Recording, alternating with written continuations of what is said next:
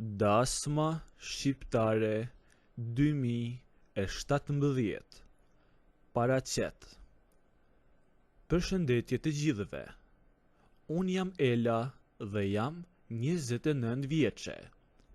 Kam një vit që jam lidhur me Benin. Beni është djali i mirë. Ka ardhur nga fshati dhe ka hapur një biznes të vogël këtu në qytet. Është punëtor dhe i thjesht, por si të them, pak i vrazhd në muhabet. Nuk i kupton nuancat e jetës në qytet. Në pallatin tim, fiks në katin e parë, jeton zotri Agimi. Agimi është 64 vjeç dhe është një pensionist që kur e sheh të ngjall respekt me njëherë. Ka qenë funksionar i lartë para viteve 90, me një kulturë që rrallë e gjen sot. Gjithmonë i mbajtur, me këmishë të hekurosur dhe me një aromë parfumi të shtrenjtë që të mbetet në hund. Gjithçka nisi kur u takuam në ashensor. Agimi më foli me një zë aq të qetë dhe të ngrohtë, sa që me bëri të ndihesha si kur isha personi më i rëndësishëm në botë, e mënyra se si më pa ai. Filluam të shkëmbenim libra, pastaj filluam të pinim kafe tek lulishtja poshtë pallatit. Kur ja tregova Benit të dashurit tim, ai filloi të qeshte më të madhe.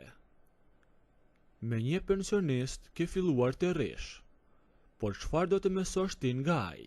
Si mbillet majdanozi në balkon apo çfarë? Më thoshte Beni dhe tallej. Unë qeshja me të. Po, është thjesht një plak i mirë, me tregon historitë e vjetra, i thosha atij. Por e vërteta ishte tjetër. Unë po dashurohesha me mendjen e Agimit, me qetësinë e tij dhe me mënyrën se si më dëgjonte, diçka që Beni nuk e bënte kurrë. Me kalimin e kohës, Agimi filloi të vinte tek shtëpia ime kur Beni ishte në punë. Ai sapo merrte pensionin, më sillte dhurata.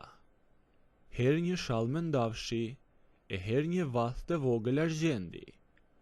Por Beni filloi të nuhaste diçka.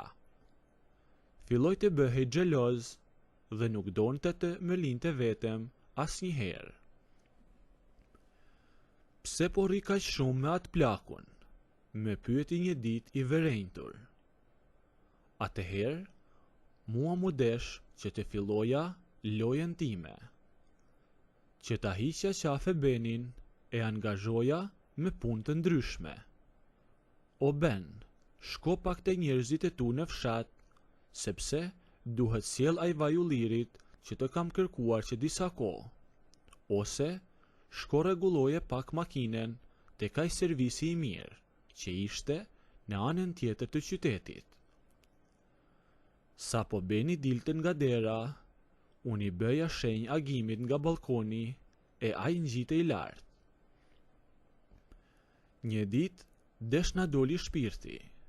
Ishim ulur në sallon me Agimin, duke diskutuar për një libër dhe duke ngrënë disa ëmbëlsira që ai mi kishte blerë. Papritur, dëgjoj makinën e Benit që u fut tek ndërtesa me vrull. Ai ishte kthyer më herët. Shpejt, i thash Agimit, shtëpia ime është në katin e parë, jo shumë larg tokës.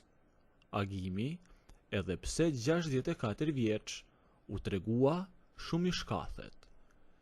Ai ka përseu dritaren e dhomës së gjumit dhe u hodh te disa shkurre në kopsht, fiks kur Beni e kishte hapur derën.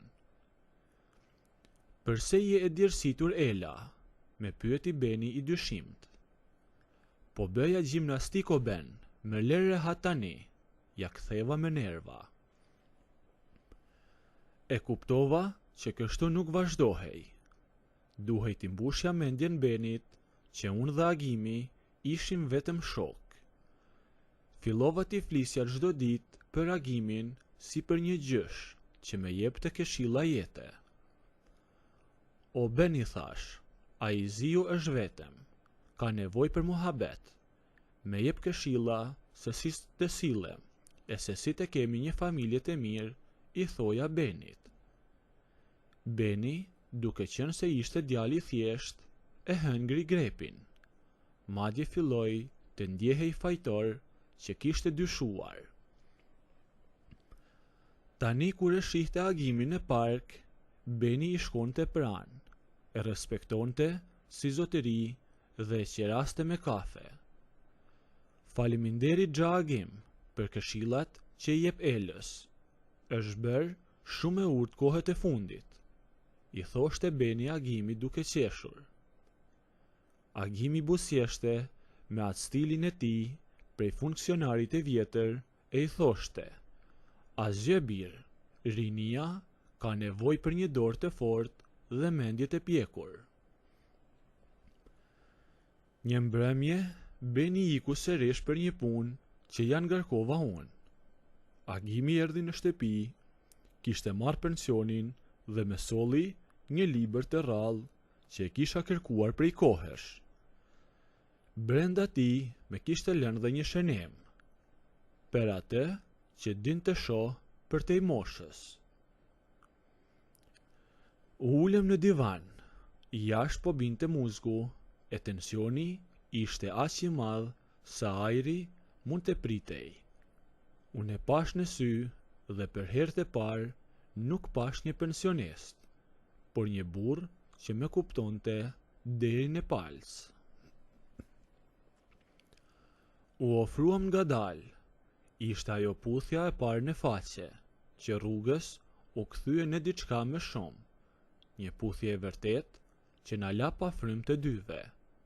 Ishte momenti kur ne volosem lidhjen tonë të fshehtë, fiks nën hunden e Benit, i cili besonte se ne po flisnim për histori të viteve të 90-ta.